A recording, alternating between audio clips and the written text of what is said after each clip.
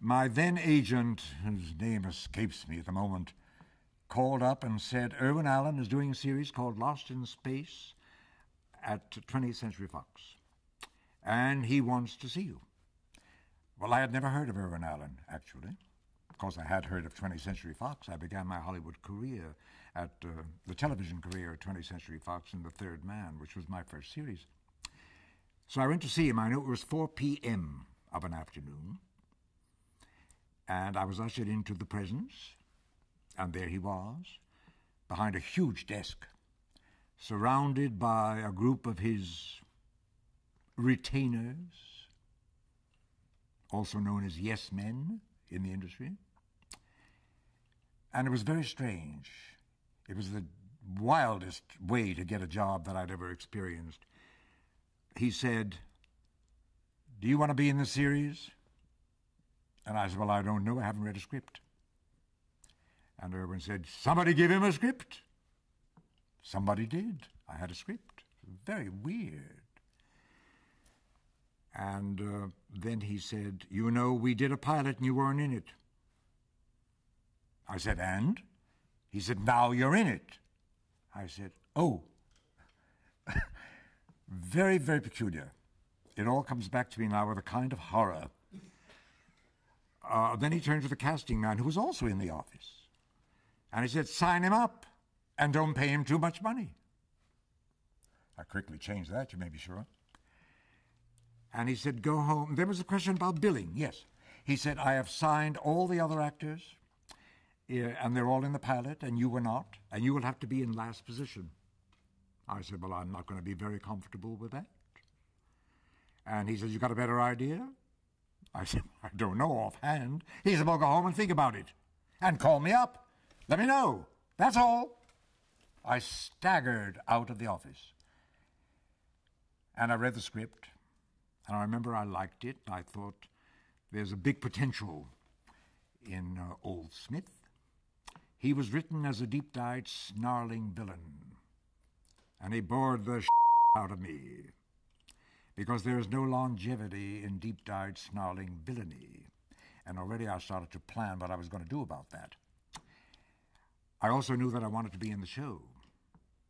A series means you get paid every week. That's very, very important. And I've had many series in my life, and that's been very good.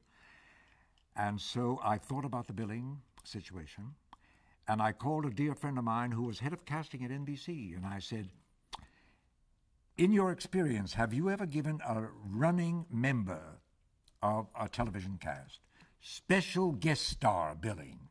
He said, "Of course not. It's never been done." I said, "That's all I need to know." And I called Irwin and I said, "I've solved your billing problem." And he screamed, "Wow!" And I said, "I will accept last position. Special guest star every week." Well, he screamed and howled, and it was just awful. It went on and on and on. And when it was all finished, he said, "All right." And that was that. And then we went to work.